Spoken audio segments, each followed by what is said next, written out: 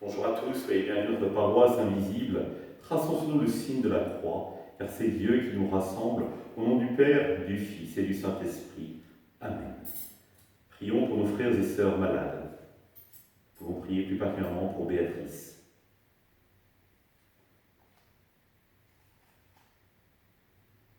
Prions pour les soignants et tous ceux qui œuvrent pour le bien commun.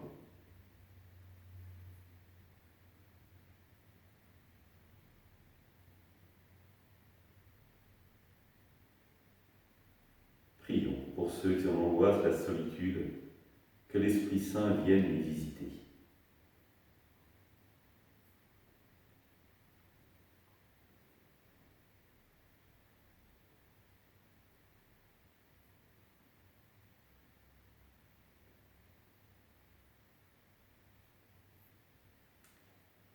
Pour manifester notre communion, je vais maintenant allumer cette bougie au cierge pascal.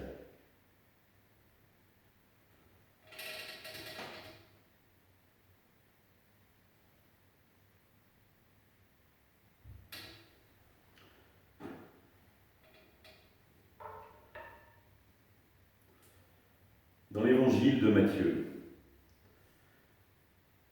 si ton frère a commis un péché contre toi, va lui faire de reproches seul à seul. S'il t'écoute, tu auras gagné ton frère. S'il ne t'écoute pas, prends en plus avec toi une ou deux personnes, afin que toute l'affaire soit réglée sur la parole de deux ou trois témoins. S'il refuse de les écouter, dis-le à l'assemblée de l'Église. S'il refuse encore d'écouter l'Église, considère-le comme un païen et un publicain.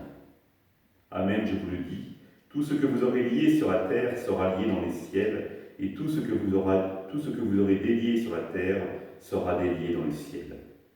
Et pareillement, amen, je vous le dis, si deux d'entre vous sur la terre se mettent d'accord pour demander quoi que ce soit, ils l'obtiendront de mon Père qui est aux cieux. En effet, quand deux ou trois sont réunis en mon nom, je suis là, au milieu d'eux. Acclamons la parole de Dieu. Louange à toi, Seigneur Jésus. Si un frère a commis un péché contre toi, ce qui est très intéressant, c'est que le Christ parle de frère. Or là, on peut se dire, le Christ n'étant pas encore ressuscité, ça va être les liens du sang. Mais non. La communauté des disciples dont il parle, et sachant que c'est inspiré par le Christ, il nous parle évidemment de l'Église, qui est ici rassemblée et représentée. Il nous dit, et donc c'est un frère, une sœur. Et c'est pour ça que le lien de vérité doit être essentiel. Et je vous rappelle que le péché, c'est quoi? C'est percevoir là, ce n'est pas faire le mal. De fait, dans le péché, il y a du mal. Mais c'est d'abord, je perçois l'amour de l'autre, l'amour de Dieu, et je décide de mal y répondre. Et donc, cette dimension d'amour est toujours première, dans le péché contre l'autre, dans le péché contre Dieu. Et donc, on pourra faire un péché, finalement, que contre quelqu'un que l'on aime vraiment. Autrement, le péché sera plus contre Dieu, il sera fait. Il ne sera pas fait contre le frère, mais contre Dieu. Et donc, ce qui est fondamental, c'est d'abord de percevoir l'amour que l'on a pour cette personne. Parce qu'il est un frère, une sœur que Dieu nous donne. Et donc, s'il est un frère, une sœur que Dieu nous donne, nous ne pouvons être qu'en vérité avec lui. Et donc, il y a cette exigence morale, finalement, de la relation fraternelle qui doit s'inscrire au cœur de la communauté. C'est-à-dire qu'il ne doit pas y avoir de faux-semblants. Il ne faut pas y avoir à se dire « c'est pas grave ». Non. Il est essentiel, finalement, et Jésus le porte comme un principe, d'être capable d'aller voir l'autre, alors peut-être pas pour l'accuser au départ, mais lui dire simplement, voilà comment j'ai ressenti ce qui s'est passé. Est-ce que c'était ton intention? Et là, il y a quelque chose d'important. Et on n'aime pas ça. Pourquoi? Parce qu'on considère qu'on va donner du pouvoir à l'autre. Parce que c'est reconnaître à l'autre qu'il a la capacité de nous blesser. Et donc, on n'est pas prêt de l'accepter. Et pourtant, c'est un chemin de vie. Que si nous commençons à avoir cette humilité-là, dans la rencontre avec le frère, alors le frère sera touché au cœur. Et Jésus insiste en disant, si tu n'es pas capable et si le frère n'entend pas, vas-y avec deux autres personnes. Peut-être avec d'autres membres de la communauté, il se mettra à l'écoute. Et lui-même sera peut-être touché par ce que tu as dit. Nous le savons bien, dans toute communauté, il peut y avoir des tensions.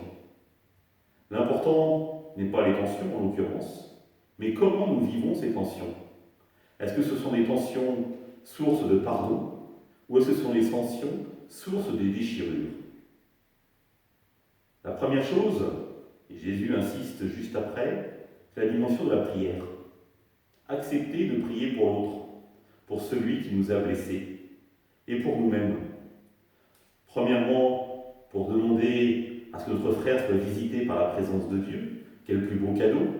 Et deuxièmement, pour nous-mêmes, pour que Dieu nous aide à changer notre cœur endurci et à avoir l'humilité d'aller vers notre frère ou vers notre sœur pour nous réconcilier pleinement avec lui. Et Jésus rajoute, et si ça ne suffit pas, voilà les différentes étapes. Et si ça ne suffit toujours pas, on peut peut-être interroger cette dimension de fraternité. Mais seulement à ce moment-là, parce que nous n'avons pas été capables de la vivre au sein de la communauté. Celui qui unifie notre communauté, vous le savez frères et sœurs, c'est l'Esprit Saint. Alors, quoi de plus simple, on pourrait presque dire, que de se tourner vers l'Esprit Saint pour qu'il vienne toucher notre frère, qu'il vienne toucher notre cœur, et qu'ainsi nous soyons capables, comme le Christ nous le demande, de nous aimer et d'avancer ensemble sur le chemin de Dieu. Ensemble, nous prions. Notre Père, qui es aux cieux, que ton nom soit sanctifié, que ton règne vienne, que ta volonté soit faite sur la terre comme au ciel. Donne-nous aujourd'hui notre pain de ce jour. Pardonne-nous nos offenses, comme nous pardonnons aussi à ceux qui nous ont offensés. Et ne nous laisse pas entrer en tentation, mais délivre-nous du mal. Amen. Que le Seigneur nous bénisse, qui nous accompagne notre journée et nous garde dans la paix. Au nom du Père, du Fils et du Saint-Esprit. Amen. À demain.